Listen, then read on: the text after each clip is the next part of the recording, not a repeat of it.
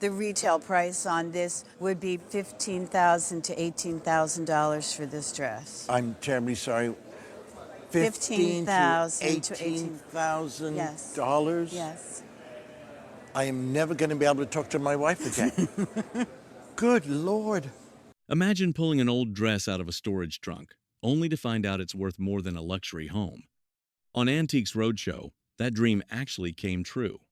Today, we're uncovering the most valuable dresses ever appraised, from rare Victorian gowns to Hollywood royalty like Marilyn Monroe's iconic dress from Some Like It Hot.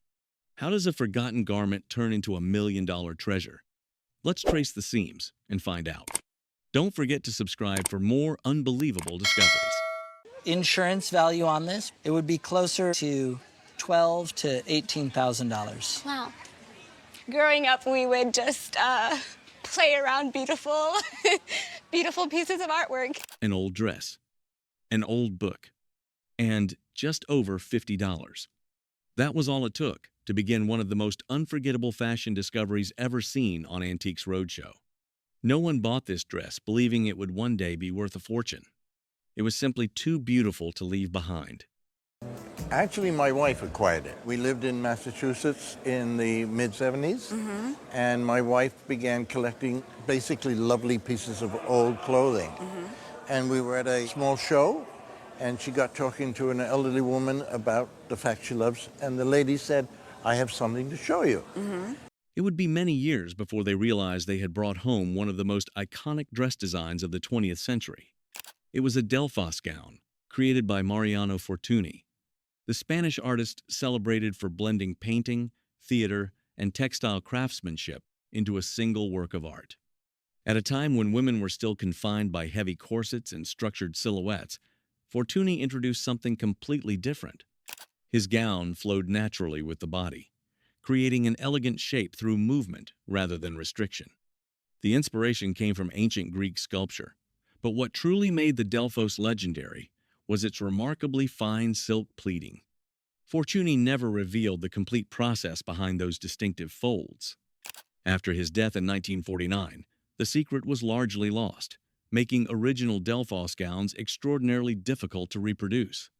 Each gown was crafted from luxurious silk, carefully hand-dyed, and finished with delicate Venetian glass beads at the neckline and sleeves. That is why the DELPHOS is regarded as far more than a beautiful dress. It is considered a masterpiece of fashion history, preserved today in the collections of some of the world's leading museums. Even so, history alone does not determine value. What immediately caught the appraiser's attention was the gown's exceptional state of preservation. Its signature pleats remained remarkably intact, the decorative details were still complete, and Fortuny's identifying characteristics had survived beautifully. For collectors of vintage haute couture, those qualities make all the difference and explain why authentic DELPHOS gowns in outstanding condition are so fiercely sought after whenever they appear. The retail price on this would be $15,000 to $18,000 for this dress. I'm terribly sorry. $15,000 to $18,000? Yes. Yes. I am never going to be able to talk to my wife again. Good Lord. What a wonderful, she is going to be absolutely overjoyed. The true value of this gown was never about gold or precious stones. It came from an idea that transformed fashion history, a nearly lost technique that has never been fully recreated, and an extraordinary level of preservation that even experienced collectors rarely encounter. Sometimes, a purchase made simply because someone fell in love with its beauty ends up preserving a masterpiece that the world continues to admire more than a century later. Some sports jackets remind people of a single season. Others are capable of telling the story of an entire era. At first glance, this looks like nothing more than an old jacket that has been carefully preserved. But the moment the appraiser saw the name stitched inside, he immediately realized he was looking at something truly extraordinary. This is John Unitas' jacket. He was a friend of the family's. He would come over our house when we lived in Towson. It's like the dream come true. You know? Yeah, it was. And got to know him through the years. Great guy. He had a great sense of humor. He exuded confidence at all times. To this family, John Unitas was first and foremost a close family friend. But to football fans across America, he was one of the greatest quarterbacks the game has ever known. Back in the late 1950s, the National Football League had not yet become the powerhouse it is today.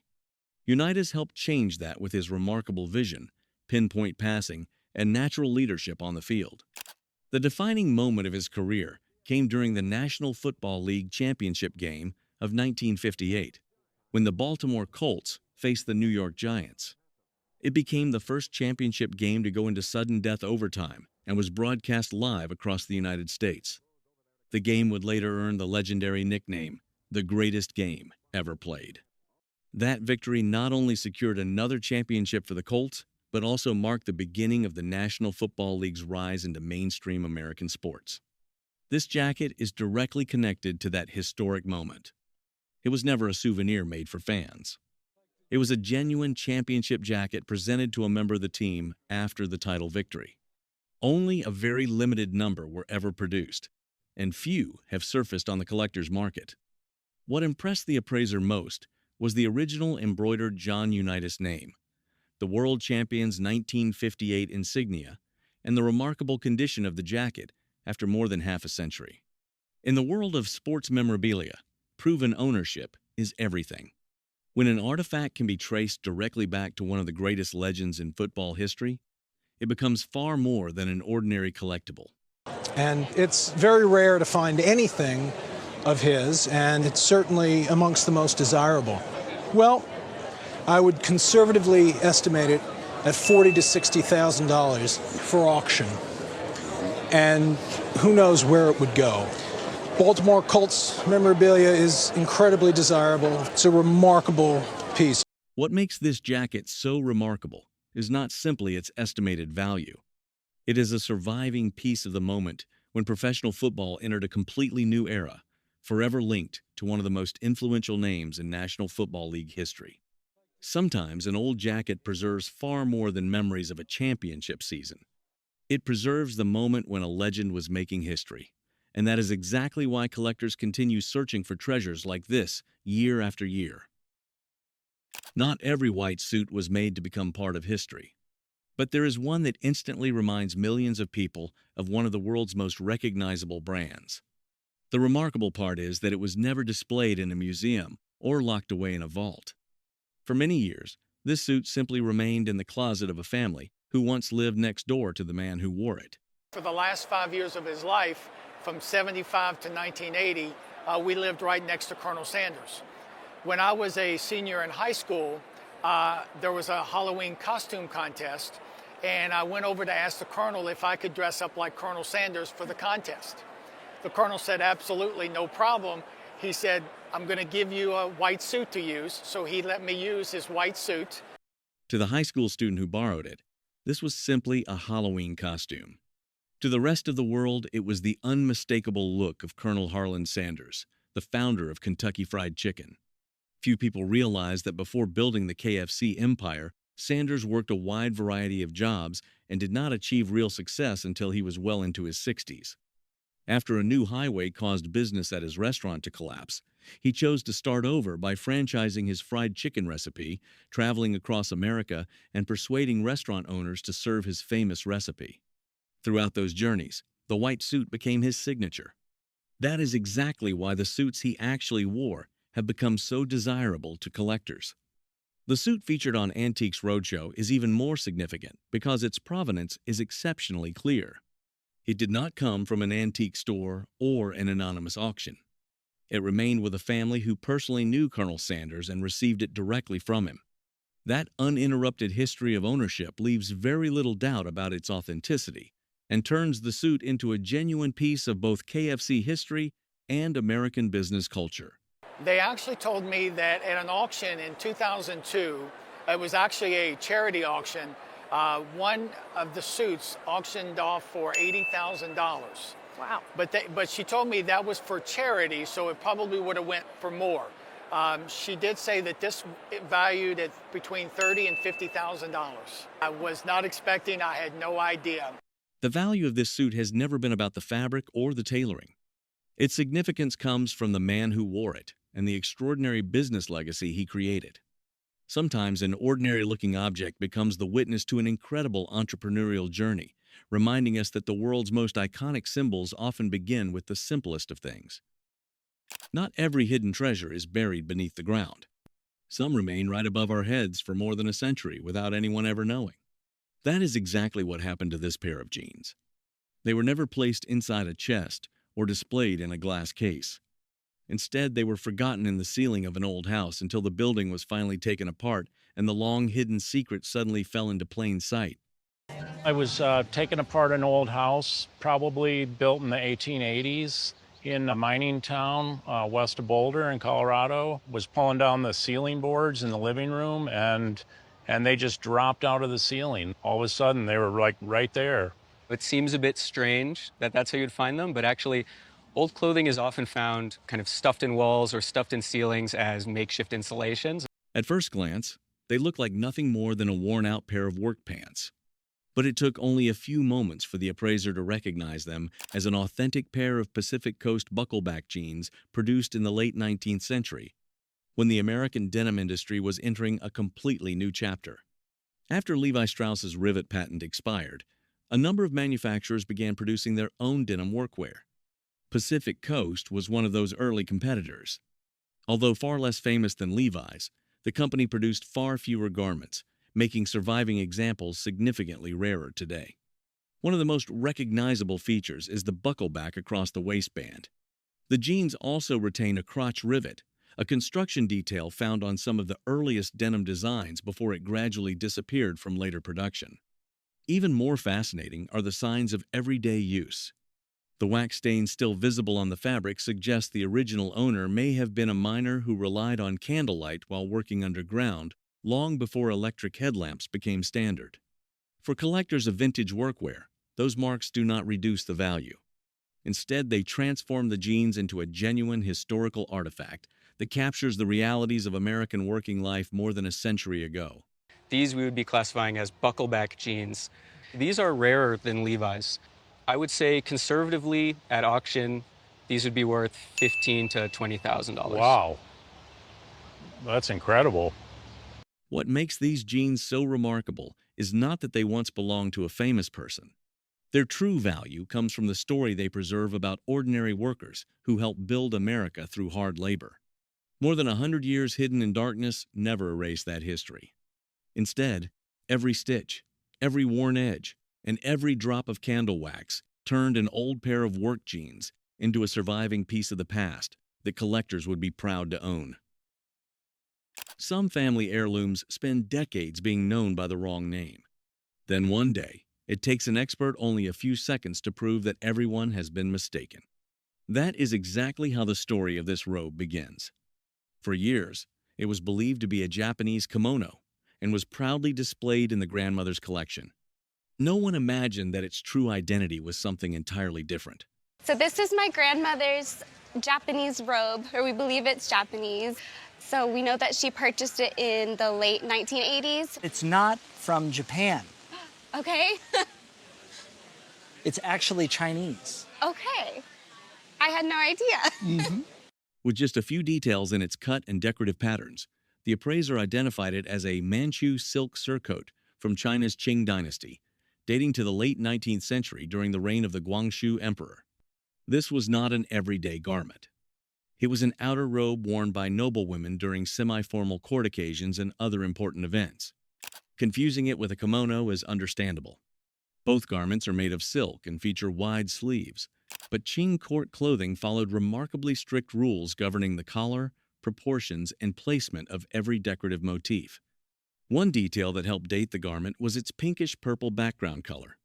The shade was created using aniline dyes, which only became available during the second half of the 19th century, perfectly matching the late Qing period. Its craftsmanship is equally impressive. Soft silk is combined with delicate embroidery, using metallic threads, producing patterns with remarkable depth and brilliant reflections. Yet the greatest value lies in the meaning behind those designs. Cranes symbolize longevity and nobility. Bats represent blessings and good fortune. The waves and sacred mountain near the hem reflect traditional Chinese ideas about cosmic order and authority. To collectors, this is far more than an elegant robe.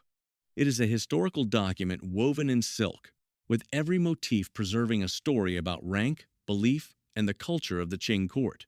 At auction today, this would sell for somewhere between $4,000 and $6,000. Were we to put a insurance value on this, it would be closer to $12,000 to $18,000. Wow.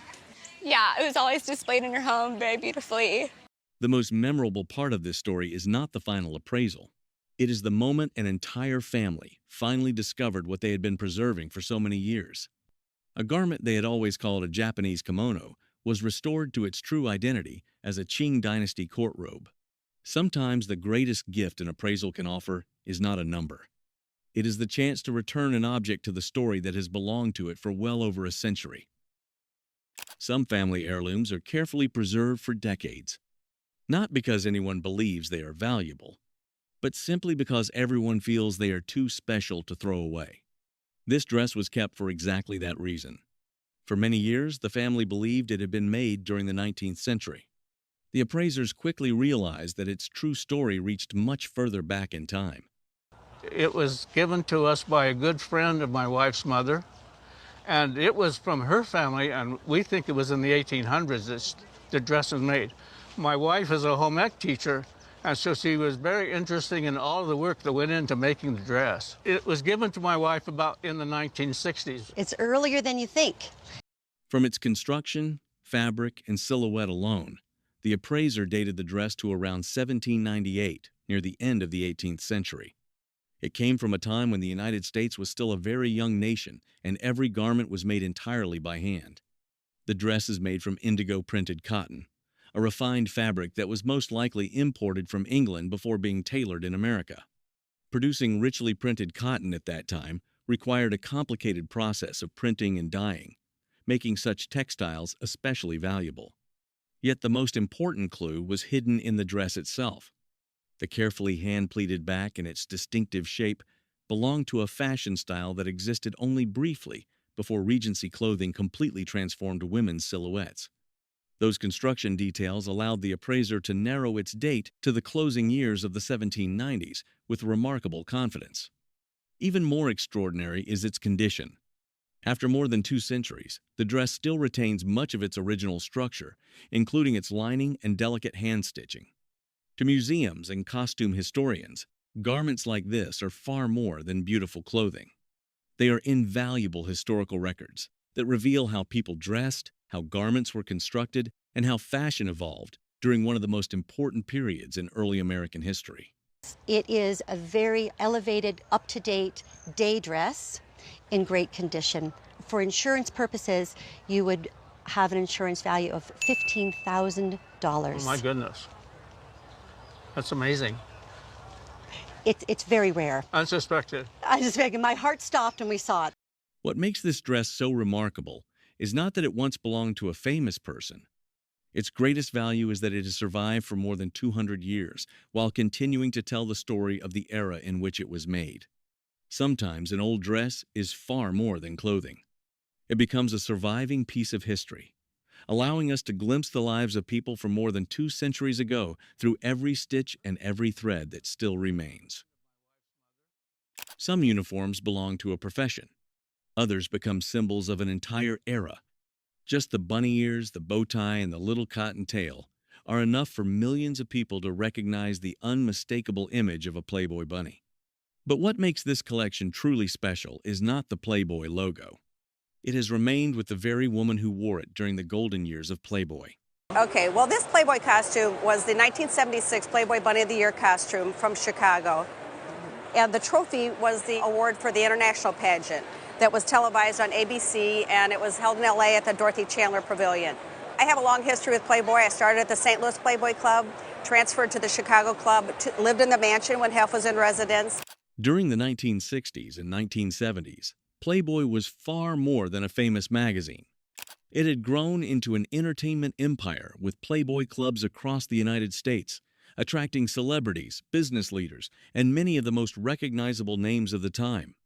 It was during that period that the bunny suit became one of the most recognizable uniforms in the world. Few people realized that every bunny costume was custom-made to fit the woman who wore it. Its form-fitting design, combined with the iconic ears, bow tie, cuffs, and cotton tail, created an image that remained instantly recognizable for decades. Because every costume was individually tailored, very few survived intact after the Playboy clubs eventually closed. That is what makes this collection so remarkable. Not only has the costume remained complete, but the owner also preserved her 1976 Playboy Bunny of the Year trophy, along with other memorabilia from that extraordinary period. For collectors of entertainment memorabilia, that combination is exceptionally rare. A single bunny costume is already difficult to find.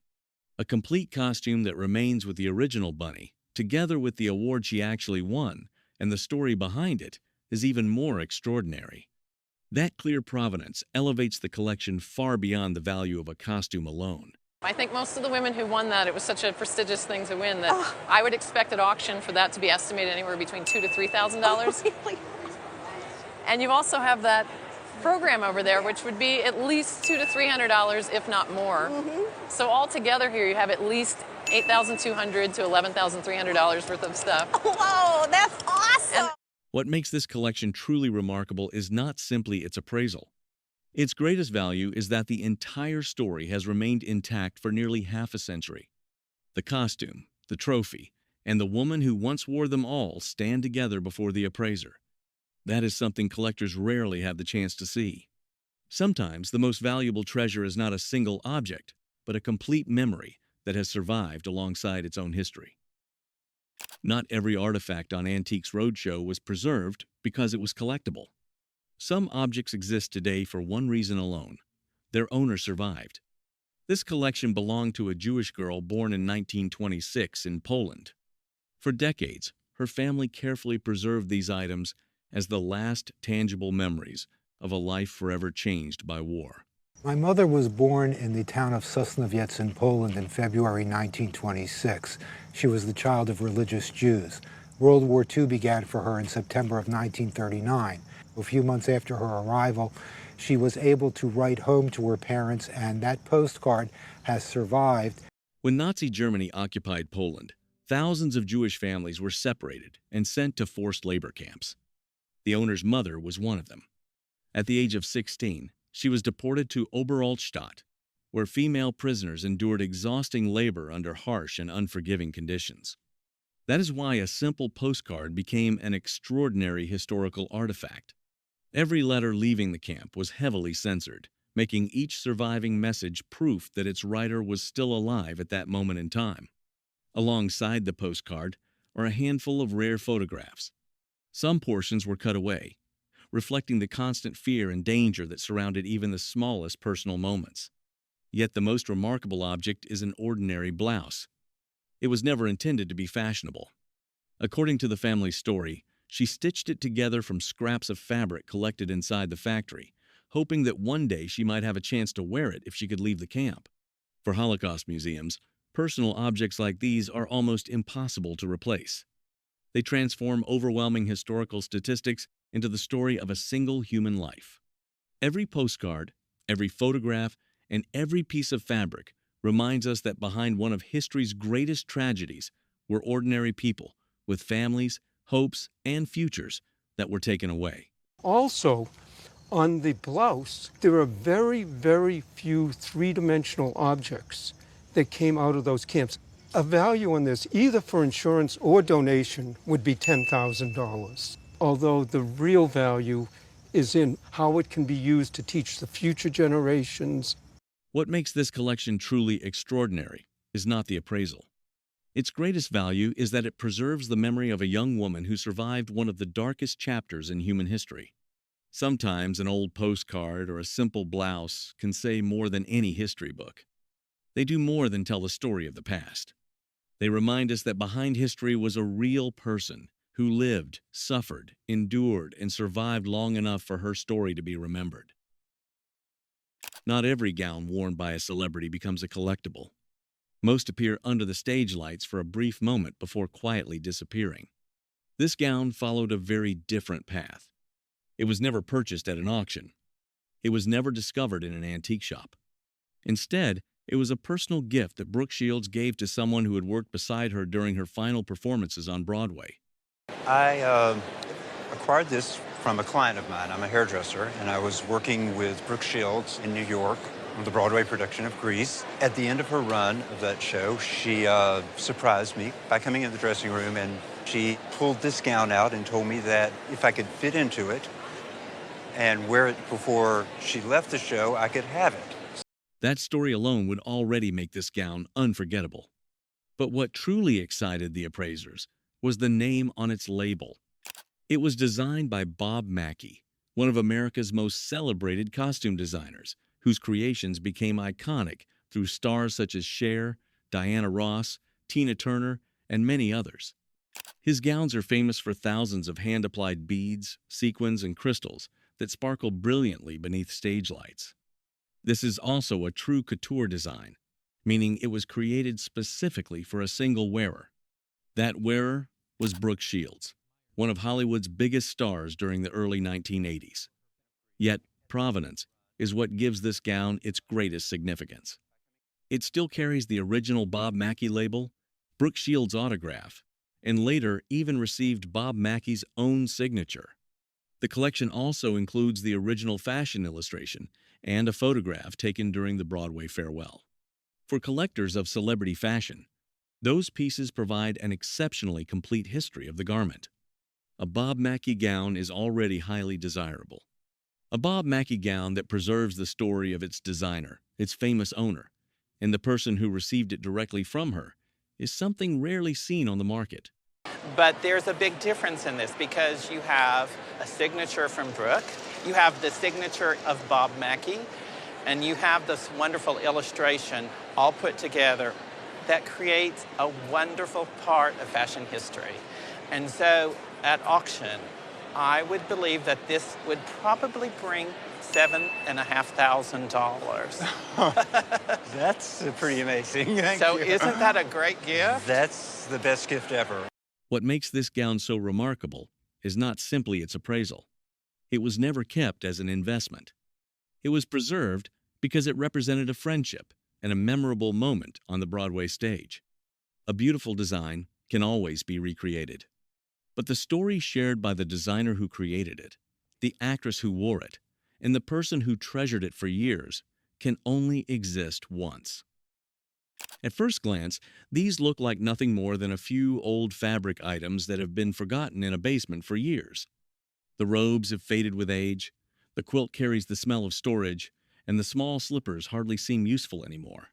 Without knowing the story behind them, few people would guess that every piece was made from thousands of silk ribbons that once wrapped premium cigars more than a century ago. They were handed down to me by my father. He got them from his father. I'm not sure where they came from. They've been sitting in a basement for a number of years, so they have a musty smell to them. The smoking jacket, the bathrobe, and the quilt came to me after my father died. Today, those silk ribbons may seem ordinary, but during the late 19th and early 20th centuries, they were a familiar part of the premium cigar industry. The ribbons eventually became a favorite material for home crafts. During the Victorian and Edwardian periods, countless women patiently stitched them together by hand to create quilts, robes, handbags, table coverings, slippers, and many other household items. Looking at this collection, it is easy to imagine the enormous amount of work involved. Every ribbon measured only a few inches across, meaning that hundreds or even thousands had to be carefully arranged and sewn together to complete a single piece. The slippers are especially rare. Unlike robes or quilts that could be stored away, slippers were everyday objects that usually wore out and disappeared. Another reason this collection stands out is that all four pieces have remained together through generations of the same family. For textile collectors, that uninterrupted history makes the collection far more significant than the individual pieces alone. And if you went to the Vintage Expo in California, you would probably expect to pay for the jacket and the robe between $1,200 and $1,500 each piece. And the quilt would probably bring in the $2,500 to $3,500 range, and the slippers between $300 and $350.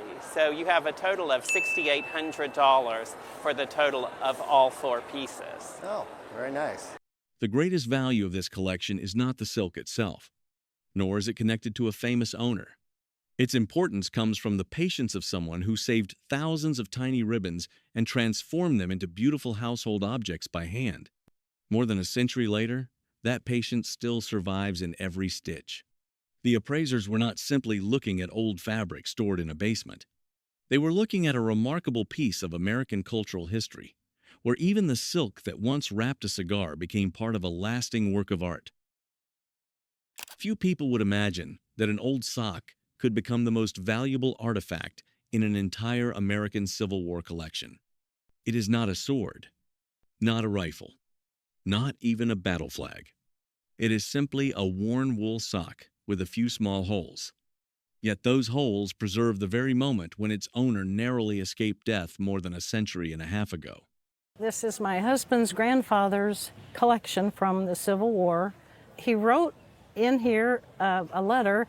He was at the Second Battle of Memphis, and these are the things that he had there. His sock got soiled, so he washed it and hung it up.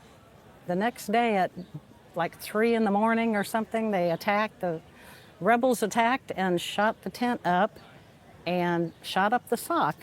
The story takes place in August of 1864, during the surprise Confederate raid on Memphis. Before dawn, many Union soldiers were still asleep inside their small pup tents, while freshly washed clothing hung outside to dry overnight. This sock was one of those ordinary items. The sock, however, permanently preserved the evidence of that terrifying moment for more than 160 years. What makes this collection remarkable is not the sock alone. The family also preserved a handwritten letter in which the soldier described the attack and recorded exactly what happened that night. For historians, that original document transforms an ordinary object into an artifact with exceptional provenance. The collection also includes a piece of hardtack, the famously rock-hard military ration that soldiers often had to soak before eating. 2 mini balls complete the story. These were the standard bullets used throughout much of the Civil War and were responsible for countless battlefield casualties. Together, the sock, the letter, the hardtack, and the bullets form a rare archive of one ordinary soldier's experience during wartime. Would you say you've ever heard of a sock being worth on the retail market $5,000 before? No. Well, you have now. Oh my gosh. Wow. That's exciting. Always wondered what happened to the other sock. On insurance estimate, I would go a little higher to about the $6,000, $6,500 range. What makes this sock extraordinary is not that it survived in perfect condition. Its true value lies in the bullet holes that remain exactly where they were made during that early morning attack. Sometimes the most powerful witnesses to history are not grand or magnificent artifacts. An old sock can preserve the story of a man who survived a battle and carried that memory with him for the rest of his life. Sometimes the most valuable treasures come within a single step of disappearing forever. These 2 Chanel suits were almost thrown away. After a wealthy woman in San Francisco passed away, nearly her entire wardrobe was treated as nothing more than old clothing that nobody wanted. If a vintage fashion enthusiast had not happened to stop by that day, these suits might have disappeared along with everything else. I brought some of my vintage suits that I got in San Francisco. It was in the late 90s. And then as I was leaving, they said, "Do you want these garbage bags of stuff?" And they had just stuffed beautiful cashmere beaded sweaters and wool coats and all this stuff into garbage bags, and nobody wanted it, so I got it. What immediately caught the appraiser's attention was more than the Chanel label. These 2 suits represent 2 very different chapters in the history of the fashion house. The first is a Chanel couture suit, created in the late 1950s or the early 1960s. This was never mass-produced clothing. Every couture garment was custom-made for a single client, fitted through multiple appointments, and finished entirely by hand. Because of that, virtually no 2 couture suits are exactly alike. The second suit belongs to the Chanel boutique line, introduced when Chanel began offering luxury fashion to a broader clientele. Although it still reflects exceptional craftsmanship, boutique pieces were no longer one-of-a-kind creations like couture. which explains the significant difference in value between the two. Their condition makes them even more remarkable. The hand stitching, signature lining, and unmistakable Chanel construction have survived beautifully after decades of careful preservation. For vintage fashion collectors, details like these often matter even more than the famous label itself. Their provenance also adds another layer to the story. These suits did not come from an antique shop or a prestigious auction.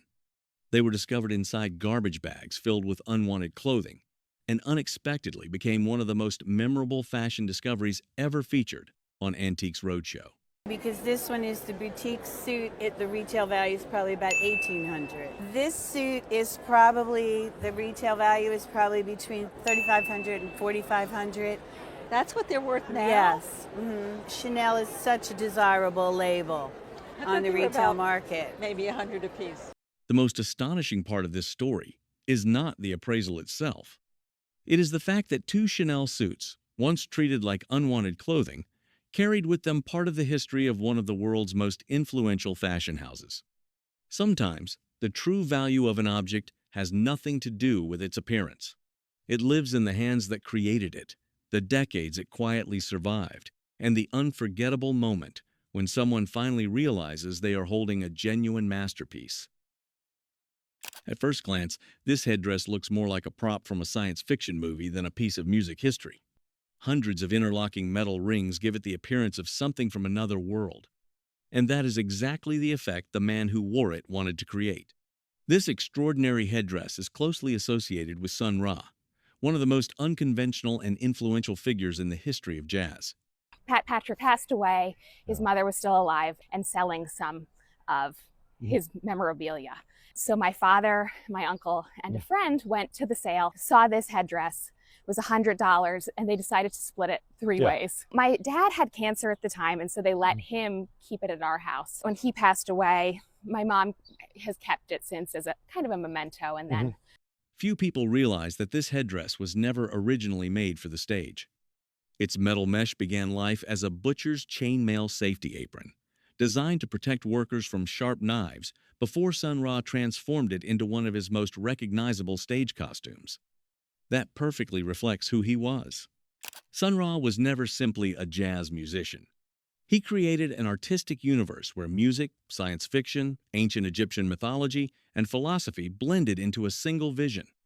He even claimed that he came from Saturn, using that extraordinary story to imagine a future beyond the social limitations placed on African Americans during his lifetime.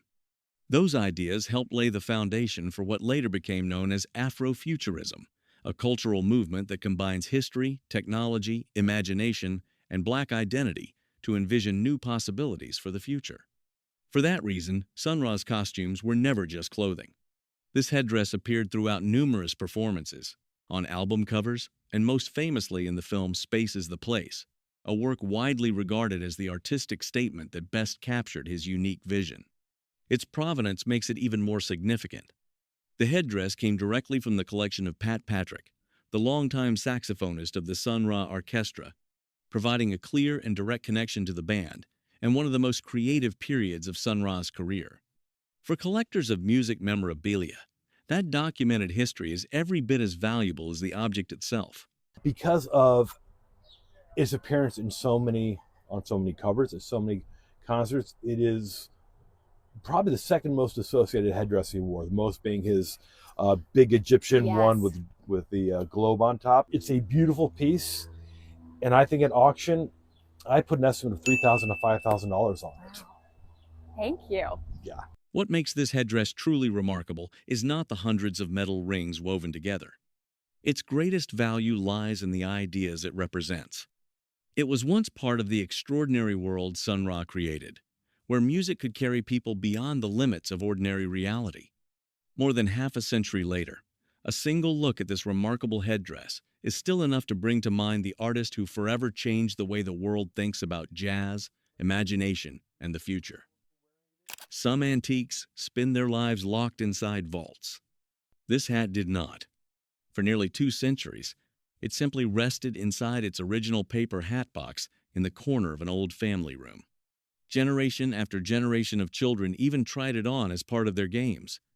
No one imagined that such an ordinary way of storing it had quietly preserved one of the rarest surviving gentleman's accessories from the early 19th century. I brought you a beaver hat in its original case. We think, we being my sister and I, who've retired together to our family home on Cape Cod, we think this may have belonged to the man who built our house, our great-great-grandfather, Captain Lewis Perry. The appraisers quickly realized that this was not an ordinary top hat. It is actually a tall hat, a style widely worn by fashionable gentlemen between the 1820s and the 1840s. During that period, a hat like this was far more than a fashion accessory. It represented status, success, and respectability. The original paper hat box makes the discovery even more remarkable. Its label shows that it was sold in New Bedford, Massachusetts, and decorated with imported French paper. Boxes like this were usually damaged or discarded long ago, making surviving examples exceptionally uncommon. The material of the hat also fascinated the experts. The family always believed it was made from beaver felt, a luxurious material prized for being soft, lightweight, durable, and naturally water-resistant. Although the exact fiber cannot be confirmed with complete certainty today, the craftsmanship clearly shows that it was made for someone of considerable means. Time has inevitably left a few traces of insect damage. Even so, spending almost its entire life inside the original box and away from direct light helped the hat retain its elegant shape remarkably well. For collectors, the value extends far beyond the hat itself. The original box, the retailer's label, and a family history stretching across nearly 2 centuries create the kind of provenance that collectors rarely have the opportunity to find. So hats with boxes that fit are quite collectible right now. I don't see a lot of gentlemen's clothing or hats or accessories. At auction together, I would expect this to be in the range of $2,500 to $3,500. Indeed. The greatest treasure here is not simply the hat. It is the fact that it never left the family who quietly cared for it through nearly 200 years of history. Sometimes remarkable artifacts survive without elaborate preservation techniques. An old paper box, a quiet corner of a room, and generations of people who simply could not bring themselves to throw it away can be enough to carry a piece of the past safely into the present. After more than 400,000 people left Woodstock, the field was covered with mud, abandoned gear, and countless forgotten belongings. Most people assumed none of it was worth taking home. Yet decades later, one of those discarded items would appear on Antiques Roadshow. It was a Woodstock jacket, accompanied by an original festival program. At first glance, they look like ordinary souvenirs. But their story began at one of the most influential music festivals ever held. The jacket I picked up after everything was over on Monday morning. They were lying there in the mud, and I picked this one up and asked my girlfriend, "Do you want the other one?" She said, "Ew, no." And it was called the Woodstock Music and Arts Fair. And they had asked a bunch of kids from the Institute of American Indian Arts in Santa Fe to come and be a part of it. Woodstock took place in August of 1969 and quickly became one of the defining music events of the 20th century. The organizers expected around 50,000 attendees. Instead, more than 400,000 people arrived, overwhelming every original plan. The unexpected crowds caused complete logistical chaos. This jacket was never intended to be sold as merchandise. It was a management jacket, issued only to people directly involved in running Woodstock. Because so few were made, surviving examples are far rarer than ordinary festival souvenirs. The white dove perched on a guitar neck remains one of the most recognizable symbols in music history. Even without the word Woodstock, that single image instantly brings the legendary festival to mind. The provenance makes this collection even more significant. The owner did not simply attend the concert. He was invited through the Institute of American Indian Arts, giving him access to areas behind the scenes that most concertgoers never saw. He experienced Woodstock from a unique perspective and still remembers watching Jimi Hendrix perform the festival's unforgettable closing set. For collectors of music memorabilia, stories like that add a level of authenticity that cannot be recreated. When these do come up for sale at auction, they traditionally sell anywhere between $2,000 and $2,500. These are rare. The value on the programs is completely dependent upon condition. So in the condition that you have here, I would expect this one to sell anywhere in the $500 to $600 range at auction. The most remarkable part of this collection is not its appraised value. The jacket was once lying in the mud, and the program was left behind because no one had the chance to hand it out. Yet because someone who was truly there decided to bring them home, both objects still preserve the story of one of the most unforgettable weekends in music history. Sometimes the items everyone leaves behind become the most powerful witnesses to history. Some family heirlooms spend decades being called by the wrong name. This jacket was one of them. Because the owner's family has Navajo, Pueblo, and Apache heritage, everyone believed it was a Navajo jacket that had belonged to her mother. No one imagined that just a few minutes of expert examination would completely change its story. It was not a Navajo textile at all. Instead, it was identified as a Chimayo jacket, one of the most recognizable handcrafted garments from northern New Mexico. What seemed like a familiar family keepsake suddenly became something entirely different. Well, I brought in this Native American jacket that belonged to my mother. My grandmother was born and raised on an Indian reservation in New Mexico. I think it's Navajo. My heritage is Navajo, Pueblo, and Apache Indian. I found pretty much the same exact model in mail order catalogs from about 1940, 1941. This is what is known as a Chimayo jacket. The confusion is actually very common. For many years, people tended to group together the weaving traditions of the American Southwest, even though each community developed its own distinctive style. Chimayo is a small village in New Mexico where hand-woven wool textiles have been produced for generations. Local weavers combine Spanish weaving techniques with native artistic influences, creating a style that is instantly recognizable today. The experts identified the jacket by its layered diamond pattern woven across the front, one of the signature features of classic Chimayo weaving. The garment also combines a hand-woven wool body with corduroy sleeves, a practical design commonly seen during the late 1930s and early 1940s. Even though the original label is missing, the weaving technique, color arrangement, and overall construction provide enough evidence to identify both its origin and its approximate age. Those are exactly the details collectors value most. They are not simply searching for an old jacket. They are looking for an authentic, handcrafted textile created before industrial manufacturing transformed this traditional craft. Original hand-woven Chimayo jackets from this period have become increasingly scarce because most were worn heavily and eventually disappeared through everyday use. In a retail setting, because these are highly collectible, I think you could expect $1,500 to $2,500. Oh my gosh! Oh my, I had no idea. Amazing. That's amazing. Wow. Incredible. Well, I'm glad I held on to it. As an insurance value, I would say, just to be safe, $3,000. Okay, great. The most remarkable part of this jacket is not its appraised value. Its greatest importance lies in preserving a weaving tradition that has survived for centuries in one small village in New Mexico. Sometimes the true value of an antique has very little to do with the person who owned it. Instead, it comes from the community that created it, the generations of artisans who protected their craft, and the cultural identity that still lives on through every woven thread and every carefully crafted pattern. At first glance, this looks like a theatrical costume designed to capture everyone's attention. But the closer you look, the more astonishing it becomes. I brought my grandma's old dress. It's based off of the Pearly Queens and Kings, but instead of being called a Pearly Queen, she called herself Pearly Pat. She sewed every single button. I don't know how long she spent, but it seemed like it'd take billions of years. She sewed everything onto this, and then she got to wear it around a charity. This thing weighs at least 50 pounds. The idea behind the outfit actually comes from a long-standing British tradition. During the late 19th century, the Pearly Kings and Pearly Queens began decorating their clothing with shimmering mother-of-pearl buttons to attract attention while raising money for people in need.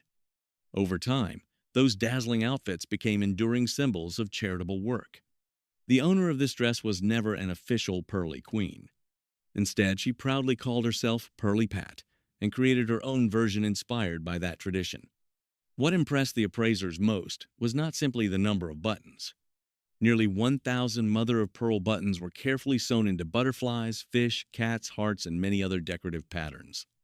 Even the back of the outfit carries the words, "All for Charity," making its purpose unmistakably clear. Many of the buttons would be collectible on their own. Yet keeping them together on the very outfit Pearly Pat wore during countless fundraising events makes the entire ensemble far more significant than the individual pieces. Collectors do not just see an elaborate handmade garment. They see thousands of hours of careful work, remarkable dedication, and the story of a woman who transformed her creativity into a lifelong commitment to helping others. Her work is just really wonderful. And we think that an insurance value for something like this would be $2,000. What? Oh, wow. The most valuable part of this outfit is not the appraised price. Every button represents another hour spent with a needle and thread, and another charity event where its owner proudly wore it to support her community. Sometimes an antique becomes extraordinary not because it belonged to a famous person. It becomes extraordinary because it preserves a lifetime devoted to kindness, where every stitch and every button tells a story of generosity. If you had only 10 minutes to leave your home forever, what would you take with you? Money, jewelry, or your most valuable possessions? The woman in this story made a very different choice. She grabbed a single box filled with baby clothes. At first, that decision seems almost impossible to understand. But decades later, that same box became the one thing that preserved a story her family never wanted to lose. Well, we received it this February, and the old lady that gave it to us passed away in April, so it was kind of one of her last gifts to us. When the Nazis knocked on the door, they said, "Nice house, 10 minutes to leave." So this was what she grabbed, was the box with all the baby clothes in, because she didn't know what else to grab. And they came over to the US just before the war, and that's what we know. Every piece in this collection was made entirely by hand. From the tiny knitted sweaters and delicate bonnets to the lace trim and ribbons, each item reflects the remarkable craftsmanship found in many German families during the early 20th century. The appraisers were immediately impressed by the remarkably even stitching and by how beautifully the garments have survived for well over a century. But the craftsmanship is only part of the story. What truly makes this collection extraordinary is the journey it has taken. When the Nazi regime began persecuting Jewish families, this family was forced to leave Munich with almost no time to prepare. Faced with the impossible decision of what to save, the mother did not reach for jewelry or anything with obvious financial value. Instead, she picked up the box containing her children's first clothes. That single decision transformed these garments into far more than baby clothing. They became a tangible record of family, memory, and survival. After arriving in the United States, the clothing remained carefully preserved through generation after generation. Collectors of historic textiles value pieces like these because complete handmade European baby clothing from the early 20th century has become increasingly difficult to find. Yet what moved the experts most was the collection's clear provenance, allowing every garment to be traced from Munich to America through one family's remarkable journey.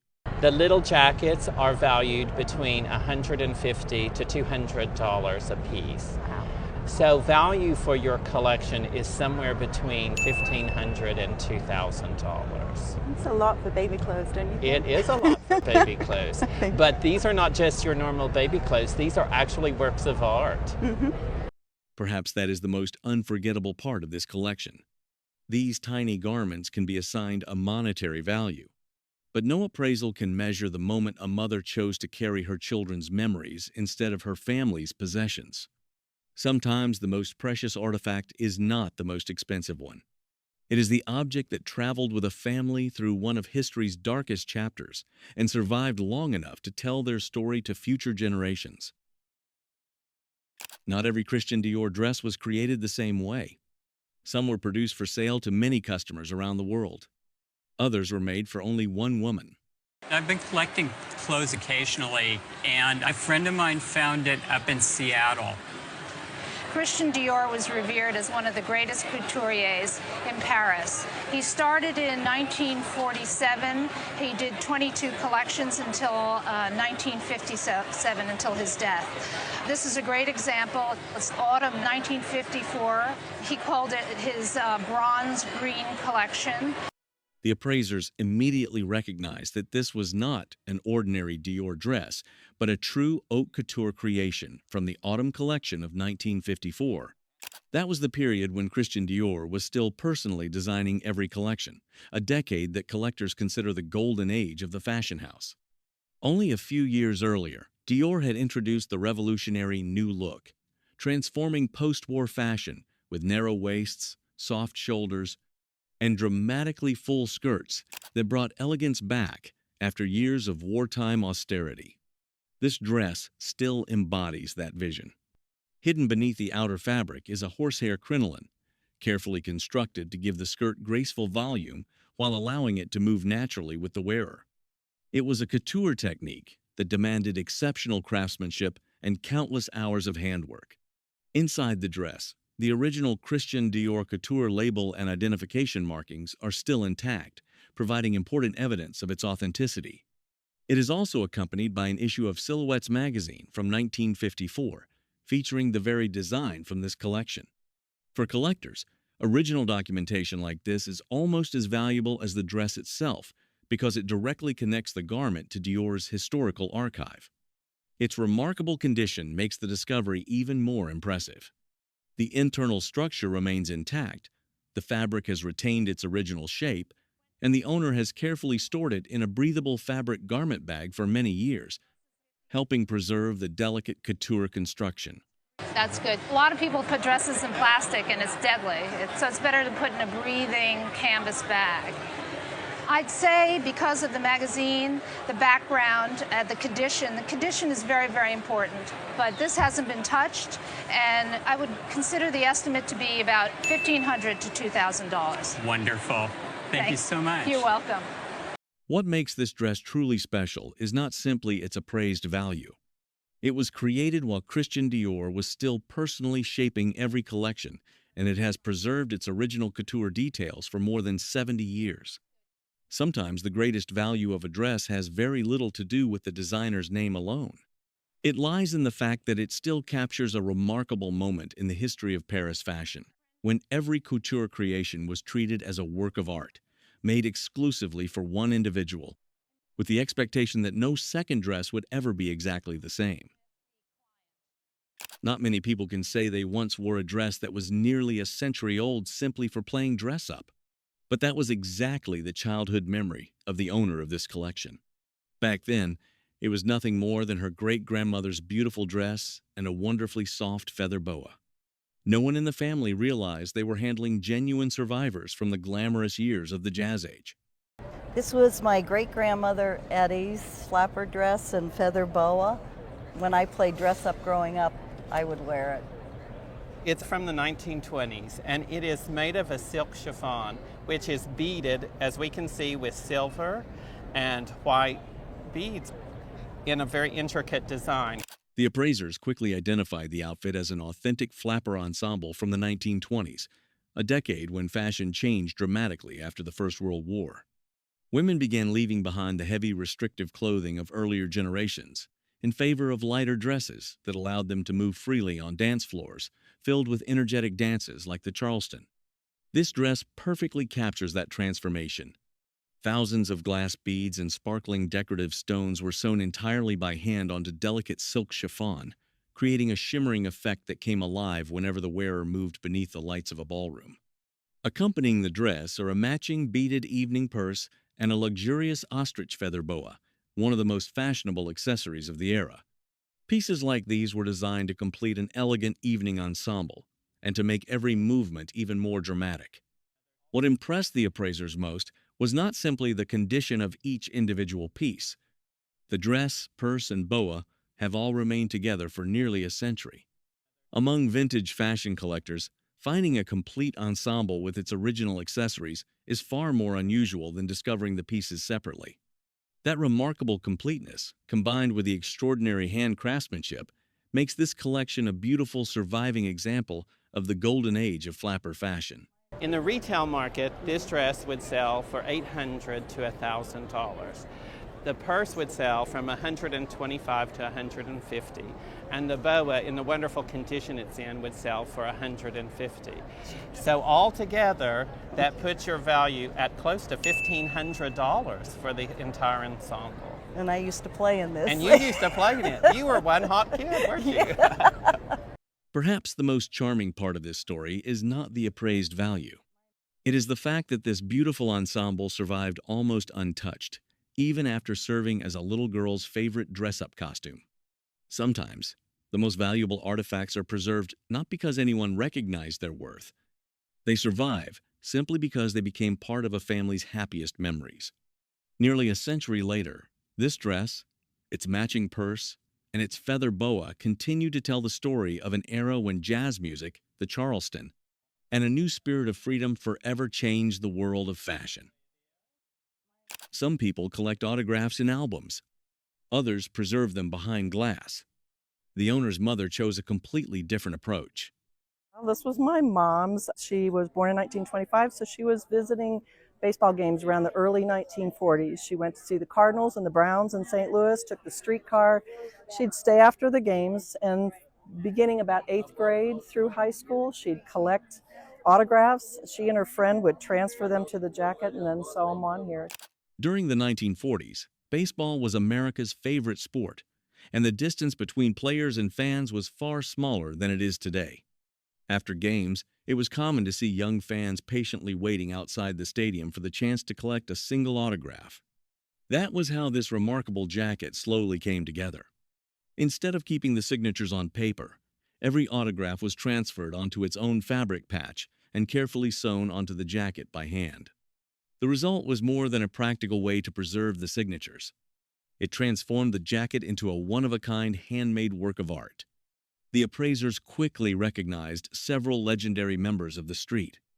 Louis Cardinals, including Stan Musial, one of the greatest players in baseball history, and Enos Slaughter, the Hall of Famer remembered for his famous mad dash. The jacket also features the musical notes of "Take Me Out to the Ball Game," the song that has become inseparable from American baseball culture for more than a century. Together, those details make the jacket much more than a collection of autographs. It preserves the atmosphere of afternoons at the ballpark, a lifelong love for the Cardinals, and the memories of a devoted fan who patiently created this remarkable keepsake with her own hands. To me, it's a piece of art. And if I was going to put an auction estimate on it, I'd probably put $1,000 to $1,500. Wow. Wow. That would take you out to a lot of places. That would. The greatest value of this jacket is not its auction estimate. Its true worth lies in the fact that every autograph was collected in person and then carefully stitched into place to be preserved for decades. Sometimes the most meaningful collectible is not the one signed by famous people. It is the one that preserves someone's youth, passion, and memories that can never be recreated. That is why this jacket has become much more than a piece of baseball memorabilia. It is a story sewn together with thread, memories, and a lifelong love for one unforgettable generation of the St. Louis Cardinals. This cowboy hat is more than just old. It dates back to the era when John B. Stetson was still personally running the company that carried his name. Even more remarkable, the family has preserved a photograph of its original owner wearing the hat during a journey to the Rocky Mountains in 1878. That single photograph was enough to make the appraiser stop and take a much closer look. The hat belonged to my grandfather, and he was a member of the Muckletonians, which was a hunting club in Clark County, Kentucky. Okay. When did he get this hat, and do you know where he was when he got it? We have a picture of him wearing the hat when he went to the Rocky Mountains in Colorado in 1878 with the Muckletonians on a trip. The experts quickly identified it as a Boss of the Plains, the most famous design ever created by John B. Stetson. Introduced in 1865, it became the foundation for nearly every modern cowboy hat that followed. Before its arrival, America had no standard hat for people who worked outdoors. Stetson designed one with a tall crown for ventilation, a wide brim for protection from sun and rain, and durable felt that could withstand the harsh conditions of the American West. Within only a few years, it had become the preferred hat of cowboys, ranchers, hunters, lawmen, and Western pioneers. This example still preserves several early features, including the John B. Stetson, the Boss Raw Edge maker's mark inside the hat, a horsehair braided hatband, and a silver ornament inspired by the Texas Rangers.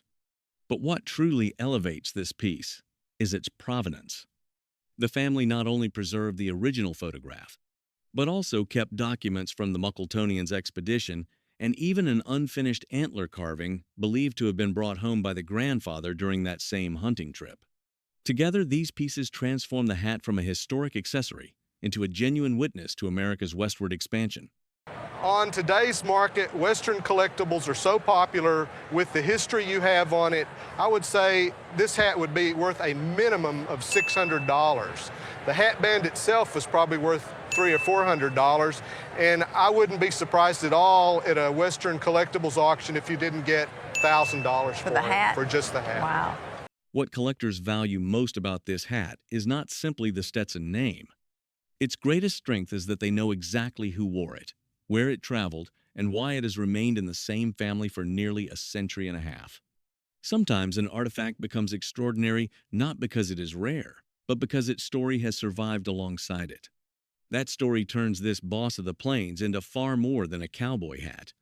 It stands as a surviving piece of the legendary American West, preserving the memory of a time when journeys through the Rocky Mountains still represented adventure, exploration, and the spirit of a nation pushing toward a new frontier. Many people owned a Barbie when they were children, but after a few decades, most are left with little more than a doll and a handful of missing accessories. The trunk disappears. The shoes are gone. The outfits are scattered or lost. That is why, when this woman opened her Barbie trunk again after nearly half a century, the experts immediately realized they were looking at something far more unusual. I brought Barbie, and when I was a kid, I had 3 other girlfriends, and we used to get together like every day after school and play with our Barbies. I haven't pulled her out of the trunk until the other day for about probably 50 years. Oh, goodness. Are you still tempted to play with her a little bit? Oh, I did all last week. The appraiser quickly identified her as an American Girl Barbie, a version introduced by Mattel in 1965. She represented a new direction for Barbie, with a short blonde bob, softer makeup, and the youthful fashion style that defined the 1960s. More importantly, she marked the period when Mattel began using Barbie as a reflection of contemporary fashion.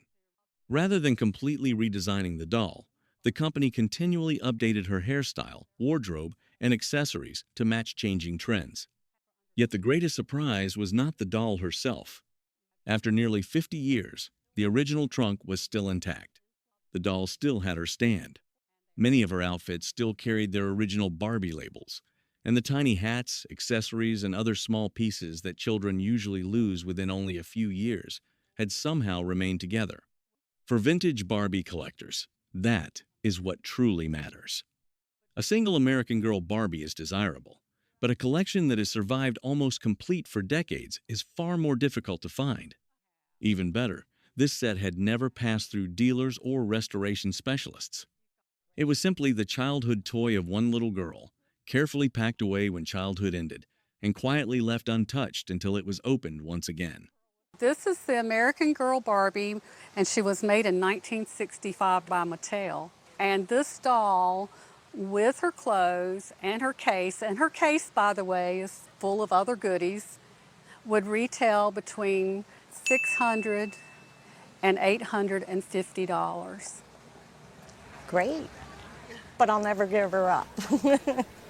Perhaps that is the most memorable part of this story. The true value of this Barbie collection is not simply the trunk or the original wardrobe. It is the fact that, after nearly half a century, everything was still waiting exactly where one little girl had left it before growing up. Sometimes, the most treasured collectible is not the rarest object. It is the one that still preserves the memories of the person who loved it. That is what transformed this American Girl Barbie into something far greater than a toy. She became a small doorway back to carefree afternoons, when every new adventure began with nothing more than opening a little trunk and letting imagination do the rest. Some thrift store finds catch your attention simply because they look beautiful. That was exactly what happened with this mirror. Its owner noticed the sparkling crystals surrounding the frame and decided to take it home for less than $8. She had no idea she had just purchased a piece of interior design that once belonged in some of Europe's most elegant spaces.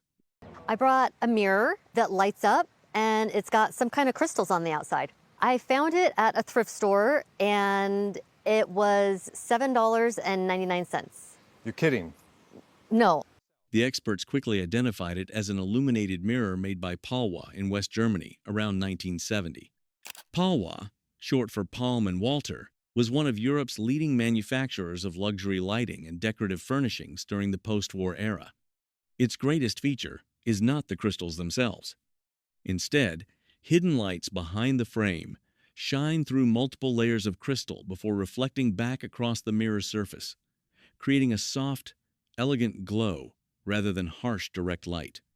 The Swarovski crystals, gold-plated frame, and original electrical system all contribute to its desirability. Its condition makes it even more impressive. Over the decades, many PALWA pieces have been repaired, rewired, or stripped of their original crystals. This example, however, still functions properly while preserving almost all of its original construction. For collectors of mid-century modern design, originality like this is becoming increasingly difficult to find. It is remarkable to think that a mirror once created for luxurious interiors eventually ended up sitting unnoticed on the shelf of a thrift store for less than $10. This is an illuminated mirror by PALWA, and it was made around 1970. This at auction is worth more than $7.99. I hope so. Well, it's worth $2,000 to $3,000 at auction, conservatively. Wow. Oh, that's amazing. That is amazing. Perhaps the most fascinating part of this story is not the enormous profit from a mirror that cost less than $8. The mirror never lost its value. For years, people simply failed to recognize it. Sometimes a design masterpiece is not waiting in a prestigious gallery or an expensive auction house. Sometimes it sits quietly on a dusty thrift store shelf, waiting for one curious person to give it a second chance. That single decision transformed an ordinary secondhand purchase into one of the most unforgettable discoveries ever featured on Antiques Roadshow. Not every Hollywood costume becomes a legend. Most appear on screen, then quietly disappear into studio wardrobes or costume archives. This dress followed a very different path. A friend of mine, Don Feld, who was a costume designer in Hollywood, gave it to me. Do you have any idea where Don got it? I don't know, but I assume he probably got it from Western Costume Company. You brought some photographs of Marilyn actually wearing this dress in Some Like It Hot. The experts quickly confirmed that this was not a replica. It was a genuine screen-used costume, the very dress that appeared in front of the cameras during filming. In the world of Hollywood memorabilia, that distinction can increase an artifact's value many times over. The dress was designed by Ori Kelly, the celebrated costume designer who won 3 Academy Awards and helped define the look of many stars during Hollywood's golden age. For Marilyn Monroe, he became especially known for creating costumes that enhanced her signature glamour while serving the needs of each scene. The dress itself is made from peau de soie, a luxurious silk fabric that holds its shape beautifully, while long fringes were carefully arranged to move gracefully with every step she took. That movement gave Marilyn an unforgettable presence on screen, even in black and white photography. Its provenance makes the dress even more extraordinary. Along with the garment, the owner preserved photographs showing Marilyn wearing this exact costume in the film. For movie memorabilia collectors, documentation like that is almost as valuable as the artifact itself. It confirms that this is not simply an elegant vintage dress, but an authentic piece of Hollywood history. That is why original Marilyn Monroe costumes remain among the most sought-after treasures in the entertainment memorabilia market. Well, this is an iconic dress from an iconic film. Yes. Worn by one of the greatest sex symbols of the 20th century. In an auction, I would not be surprised at all if it went for somewhere between $150,000 and $250,000. Oh my God. I'm about ready to fall over. Oh, well, please don't. What makes this dress extraordinary is not simply its remarkable valuation. Its true significance comes from the fact that it appeared in scenes that have become part of Hollywood history. It is no longer just a costume. It is a surviving piece of the film that helped define Marilyn Monroe's image for generations of audiences around the world. Sometimes an artifact is treasured not because of the fabric or the craftsmanship alone. It is treasured because it shared an unforgettable moment with one of cinema's greatest legends. More than half a century later, this dress continues to tell the story of the woman whose image became timeless, long after the camera stopped rolling.